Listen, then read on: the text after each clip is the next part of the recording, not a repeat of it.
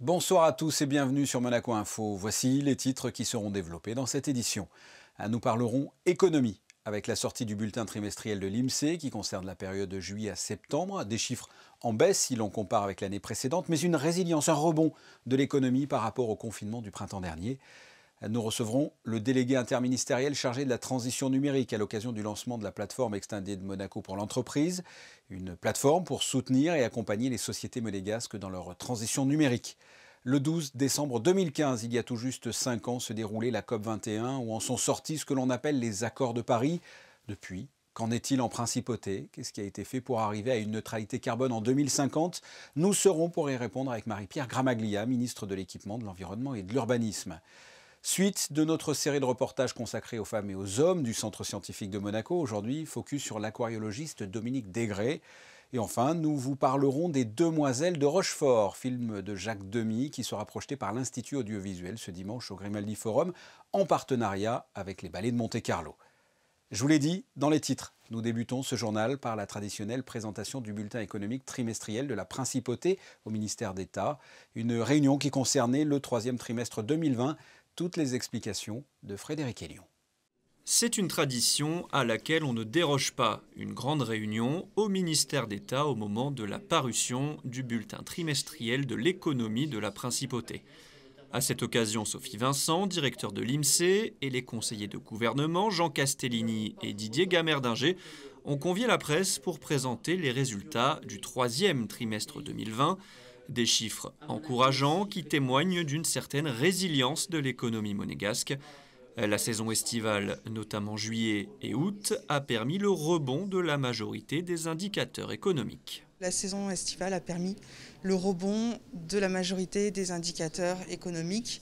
Donc on a, durant l'été, en tout cas avec la période estivale et le regain d'activité que l'on a eu, pu amortir un petit peu la chute que l'on avait observée au deuxième semestre 2020.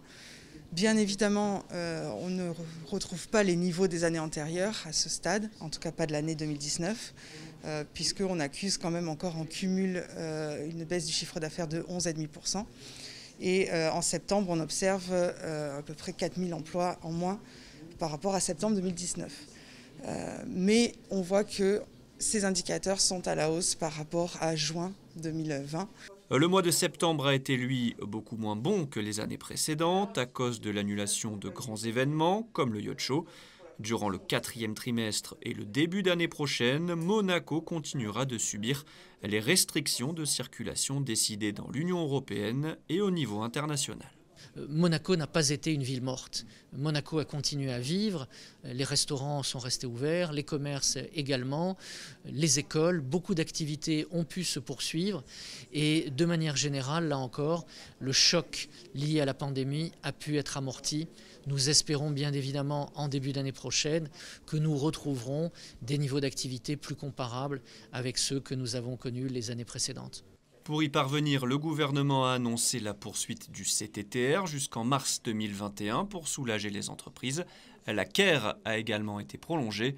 L'État a consacré 10% de son budget afin d'aider les salariés de la Principauté. Nous restons dans le domaine économique, mais via le numérique avec notre premier invité, le délégué interministériel chargé de la transition numérique, Frédéric Ginta. Bonsoir. Bonsoir Fabien.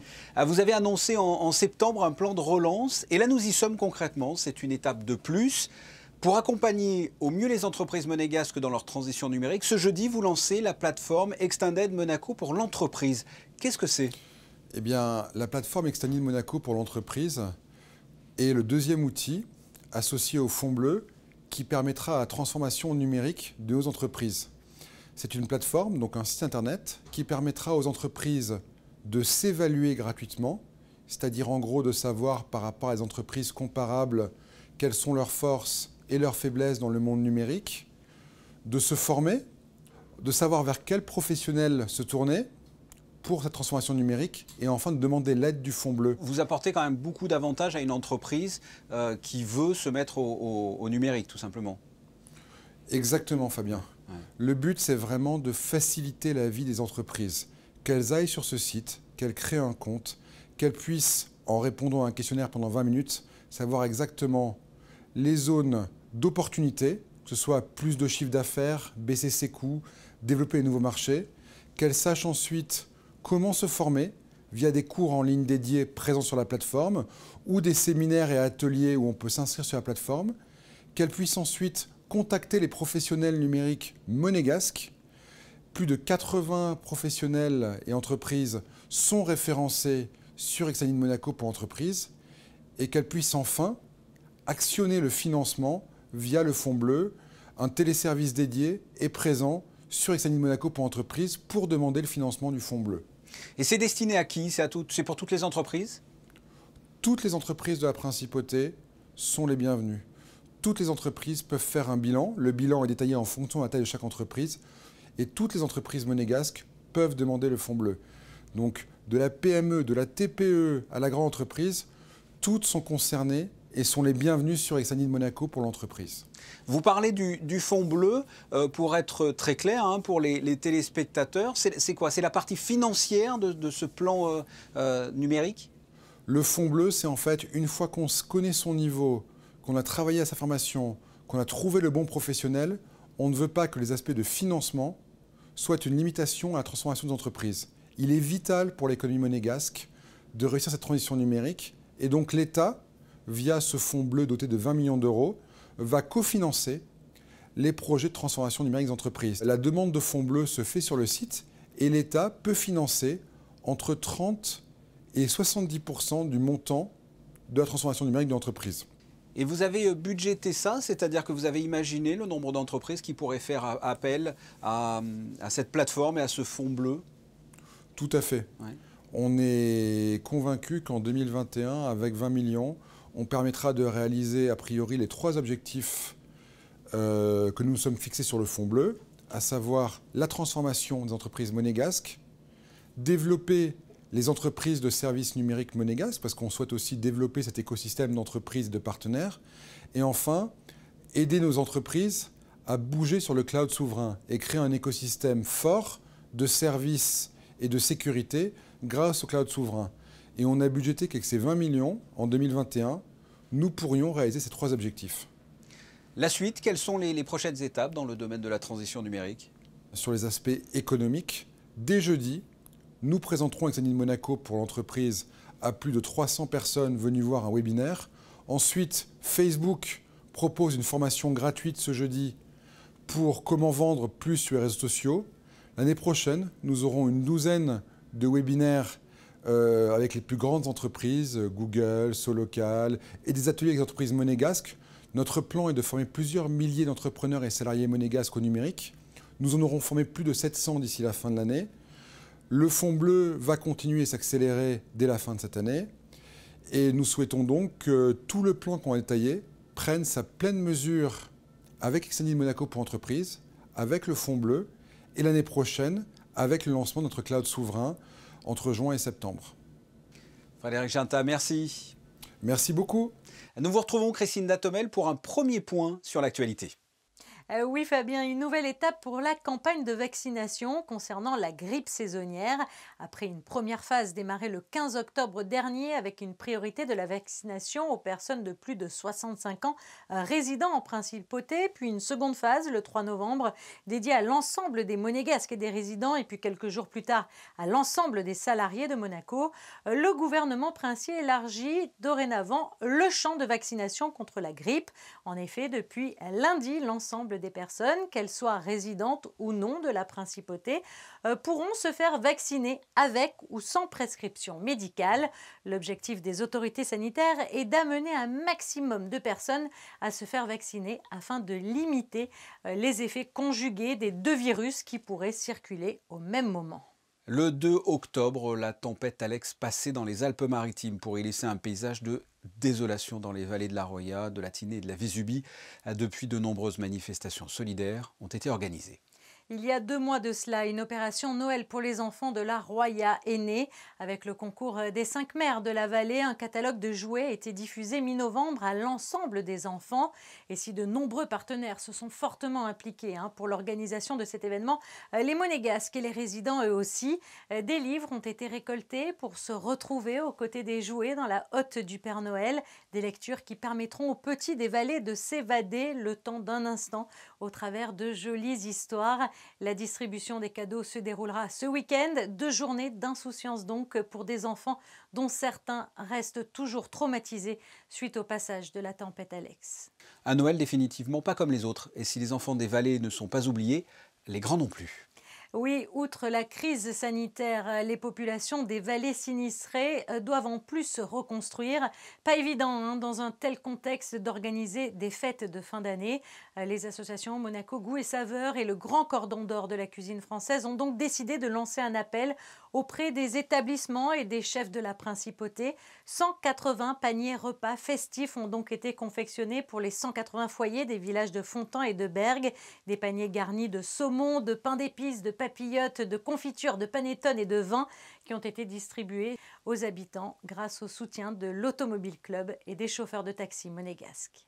Merci Christinda. Il y a 5 ans, le 12 décembre 2015 précisément, l'accord de Paris sur le climat est adopté. C'est une véritable victoire pour l'environnement en souffrance. Nous sommes pour en parler avec Marie-Pierre Gramaglia. Bonsoir. Bonsoir. Un bilan, si vous le voulez bien, que s'est-il passé pendant 5 ans en principauté en lien avec l'accord de Paris? Beaucoup de choses, j'imagine. Oui, effectivement, beaucoup de choses. D'abord, il faut se rappeler que c'était un instant historique, cet accord de 2015. Oui. Lorsque Laurent Fabius a donné son fameux coup de marteau, 195 pays avaient signé pour cet accord. C'est vraiment un moment historique et très, très empreint d'émotion. Absolument, on se rappelle effectivement l'émotion de Laurent Fabius à l'époque. En principauté, beaucoup d'actions. Nous avons créé la mission pour la transition énergétique pour justement nous aider à aller vers les ambitions de la principauté telles qu'annoncées par le souverain lors de cette COP21 qui était, je le rappelle, la neutralité carbone en 2050 et moins 50% de gaz à émissions en 2030. Selon vous, la crise sanitaire, c'est un frein aux accords de Paris ou au contraire, les confinements appliqués dans certains pays à travers le monde sont un coup d'accélérateur? C'est un frein ou ça accélère au contraire cette crise sanitaire? Alors la crise sanitaire accélère évidemment puisque tout s'est figé un petit peu pendant cette crise. Il n'y a pas eu d'avions, il n'y a pas eu de véhicules automobiles, beaucoup moins. Les transports se sont arrêtés. On a bien vu que là, la nature avait repris ses droits, était revenue. On a revu des oiseaux, on a revu des animaux un peu partout. L'air était beaucoup plus pur, donc effectivement, ça a été un grand coup d'accélérateur. Ça va nous permettre de réfléchir et d'apprendre à vivre autrement, puisqu'on peut le faire. Et je pense que les leçons à tirer sont très importantes. Pour parler d'autres pays, on connaissait les affinités pour les accords de Paris de Donald Trump, c'est ironique évidemment. En revanche, le futur président des États-Unis, Joe Biden, a annoncé que sa priorité serait dès janvier de ratifier cet accord. Votre réaction par rapport à cette annonce? C'est un très grand moment, on l'attendait, car c'était catastrophique que les États-Unis se retirent de cet accord. Et donc le fait que les États-Unis maintenant vont de nouveau intégrer l'accord, c'est un grand moment pour tout le monde. Et ça rejoint un petit peu l'idée qu'il faut être tous unis, il faut que la planète entière soit ensemble, d'accord, pour sauver ce monde de réchauffement climatique. Et pour fêter justement ces 5 ans, il y a eu le sommet sur l'ambition climatique. Le prince était présent virtuellement. 75 chefs d'État ont souhaité prendre la parole. Et le prince souverain a rappelé qu'il fallait faire des efforts plus importants pour arriver à la neutralité carbone en 2050. Il a confirmé les ambitions de la principauté pour cette neutralité carbone en 2050. Et il a rehaussé l'étape intermédiaire qui consiste à atteindre 55% de réduction de gaz à effet de serre en 2030 par rapport aux 50% qui avaient été annoncés lors de la COP21. Et justement, ça se concrétise comment? La suite pour Monaco, comment peut-on atteindre ces objectifs? Alors, comment atteindre ces objectifs? Ce sont toutes les mesures qui ont déjà été mises en œuvre par la principauté de Monaco. en matière de mobilité, en matière d'énergie dans les bâtiments et en matière de déchets. Il faut juste accentuer les efforts qui ont déjà été entrepris.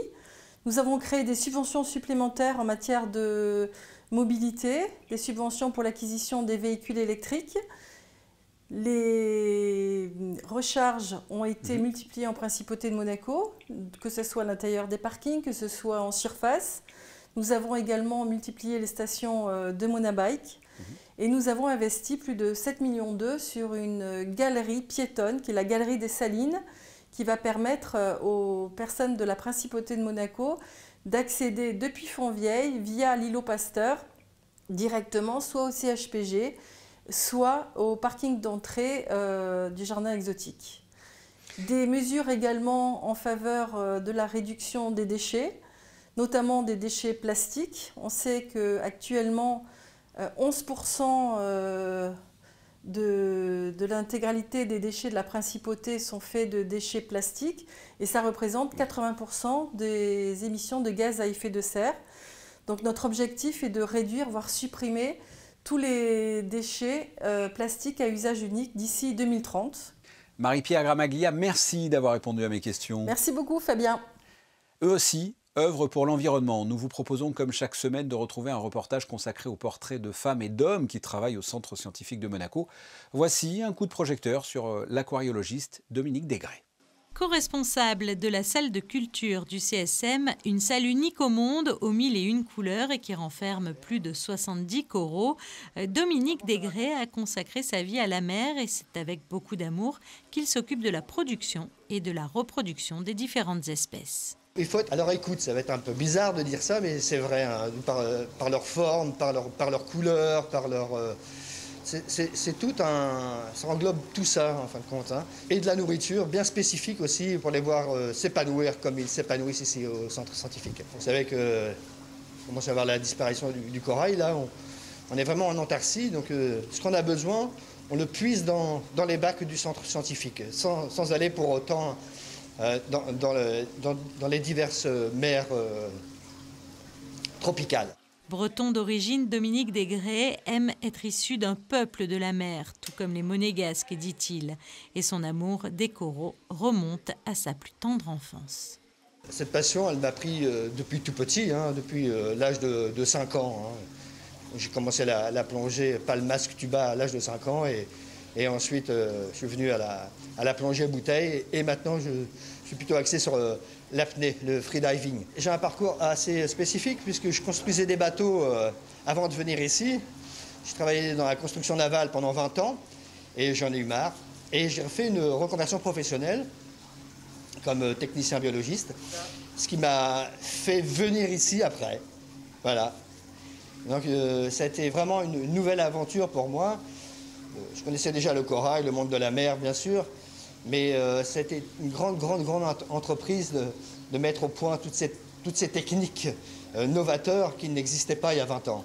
Les coraux sont donc essentiels à l'équilibre biologique de l'océan. Ils accueillent 25% des espèces de toute la vie marine de notre planète. Et ils sont aussi à la base de la formation d'autres écosystèmes. Il est donc essentiel de les préserver. Les changements climatiques, la pollution, la surpêche et d'autres menaces planent aujourd'hui sur eux. Et ces joyaux de la mer où la vie prospère pourraient bel et bien disparaître si nous n'en prenons pas soin. Dans le cadre des expositions proposées dans la galerie du parking des pêcheurs, la direction de l'environnement vous invite à découvrir les peintures et photographies de 2 artistes monégasques. Le nom de l'exposition ADN ou Arche de Noé. La trame, si Noé avait connu l'ADN, n'aurait-il pas sauvé que des petites fioles dans sa grande arche? Des œuvres représentant des animaux ou des créatures terrestres réalisées par 2 artistes, le peintre animalier Patrick Van Claveren et le photographe Jean-Pierre de Bernardi. Une exposition donc à découvrir de toute urgence à la Galerie des Pêcheurs jusqu'au 31 décembre, Fabien. La magie de Noël s'invite dans les rues commerçantes de la Principauté. Oui, préparez Noël en toute sérénité, Fabien, avec les commerçants de la Principauté. Ils vous accueilleront dans une ambiance conviviale et festive et dès ce mercredi. Alors, à noter qu'à partir de 14h30 sur le Rocher, les enfants auront le plaisir de découvrir le lutin malicieux et ses sculptures de ballons. Le tout en musique. Et du côté du boulevard des Moulins, une grande parade vêtue de rouge et d'or accompagnée d'échassiers et d'un artiste bulleur déambuleront dans les rues de Monte-Carlo. De nombreuses animations se tiendront dans différents quartiers commerçants de Monaco et ce jusqu'au 30 décembre. La période d'inscription dans les établissements scolaires pour la prochaine rentrée de septembre va bientôt avoir lieu. Effectivement, les inscriptions pour l'année scolaire 2021-2022 vont bientôt débuter. Alors, les inscriptions s'effectueront du lundi 11 janvier au vendredi 19 février inclus pour les établissements scolaires publics de la Principauté. Et elles se dérouleront du mardi 5 janvier au vendredi 19 mars pour les établissements scolaires privés sous contrat. En football, Monaco reçoit Lens mercredi à 21h à l'occasion de la 15e journée de Ligue 1. L'occasion pour les joueurs de Niko Kovac de relever la tête après la défaite subie à Marseille le week-end dernier. Monaco accueille Lens, un promu surprenant cette saison, 9e au classement et qui reste sur 2 victoires consécutives à l'extérieur. First of all, I agree. We are conceding too much easy goals by our mistakes, not because of that the opponent played very good attacking. This is what we must reduce. This is what I talked about. We score a lot of goals. At the moment, I think we're the third best attacking team, but we must reduce our conceding goals. If we reduce, and when we reduce, I think there is much more possible for us as a team to get more points. This is what we must work on it, and this week, or these 3 days, we show them what we must maybe change to protect our goal. Je vous rappelle la date du match à domicile. Monaco-Lens sera ce mercredi à 21h au Stade Louis II, Fabien. Merci. Si je vous dis, et sans le chanter, c'est mieux pour vous, nous sommes 2 sœurs jumelles nées sous le signe des Gémeaux. Vous me répondez bien sûr. Les Demoiselles de Rochefort de Jacques Demy avec la musique de Michel Legrand que l'on chantonne encore plus de 50 ans après. Eh bien, je suis allé à l'Institut audiovisuel de Monaco pour discuter avec Vincent Vatricant de la projection de ce film sorti en 1966. Projection ce dimanche au Grimaldi Forum à 11h dans le cadre du partenariat avec les Ballets de Monte-Carlo. Voici l'entretien. Vincent Vatricant, bonsoir. Bonsoir Fabien. On parle aujourd'hui des Demoiselles de Rochefort. Il y a tellement à dire sur ce film. Justement, vous voulez commencer par quoi? Qu'est-ce que vous voulez dire de ce film? Ça va être difficile en 3 minutes. C'est ça. Tant de choses à 4. dire. C'est un film qui ne vieillira jamais, dont on sort avec une idée positive de la vie, même si le film peut avoir des accents mélancoliques. On y chante, on y danse, on y rit, on embrasse la vie. Les gens se croisent, se décroisent, se retrouvent surtout, ce qui est assez inédit dans le cinéma de Demy, où c'est souvent des rencontres avortées. Là, finalement, elles ont bien lieu. Chacun trouve sa chacune. On revient sur le casting. Donc Catherine Deneuve, sa sœur Françoise d'Orléac, Daniel Darieux, Jacques Perrin, Michel Piccoli. On l'a dit, Jane Kelly. C'est quand même un casting incroyable. Incroyable, et puis qui semble vraiment fait pour ce film. Il faut savoir que le tournage du film, Michel Legrand écrivait les musiques pendant le tournage et proposait parfois 10, 20, 30 chansons différentes que choisissait. Bon, c'était choisi ensemble avec Jacques Demy, mais il voulait trouver la bonne musique et les bons mots qui aillent bien dans la bouche de l'acteur, même s'il faut savoir que ni Catherine Deneuve ni Françoise d'Orléac ne chantent véritablement dans le film, puisqu'elles sont doublées, mais c'est doublé tellement parfaitement Fallait pas le lire. mais comme elles le seront pour la version américaine. Donc voilà, c'est aussi un travail de complicité, mais comme vous le disiez, on a l'impression que les acteurs étaient vraiment faits pour le rôle que Jacques Demy a pensé. C'est un film en partenariat avec les ballets de Monte-Carlo. Pourquoi ce choix par rapport aux ballets? Parce que des films sur la danse, il y en a beaucoup. Il y en a beaucoup parce qu'on essaye d'explorer des pistes très, très différentes depuis qu'on a monté ce label avec eux. On a fait Fred Astaire, on a fait Gene Kelly, on a fait du documentaire, on a fait beaucoup de choses très très différentes. On s'est dit pourquoi pas le cinéma français. Jacques Demy est quand même un cinéaste quasiment unique dans le cinéma français, à avoir jusqu'au bout cette inspiration musicale et enchantée du cinéma. Voilà, allez voir Les Demoiselles de Rochefort le 20 décembre au Grimaldi Forum. Vincent Matricant, merci. Merci Fabien. Tu sais bien que je sais pourquoi me contredire. Tu ne sauras jamais pourquoi j'aime sourire, rire, rire, rire, rire. Tu ne sauras jamais pourquoi j'aime danser, pourquoi j'aime passer mon temps à rêvasser.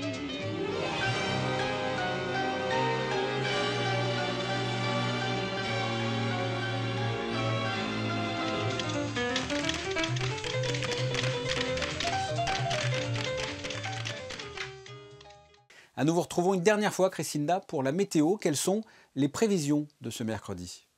La journée de mercredi sera très nuageuse, entrecoupée de courtes averses, un temps très couvert l'après-midi, même si quelques éclaircies tenteront de s'imposer. Des rafales de vent atteignant 21 km/h traverseront également la région. Du côté du thermomètre, il fera 10 degrés le matin et 12 l'après-midi. Le soleil se lèvera à 7h56 et se couchera à 16h55. Ce mercredi 16 décembre, nous fêterons les Alice. On se quitte avec les photos du jour. Dans à peine plus d'une semaine, nous allons tous ouvrir des cadeaux sous le sapin. Manuel Vitali est allé dans des magasins de jouets pour nous donner un avant-goût de cette tradition enfantine. Ce journal est terminé. Merci de votre fidélité. Je vous donne rendez-vous pour une nouvelle édition ce mercredi dès 19h. À très bientôt. Au revoir.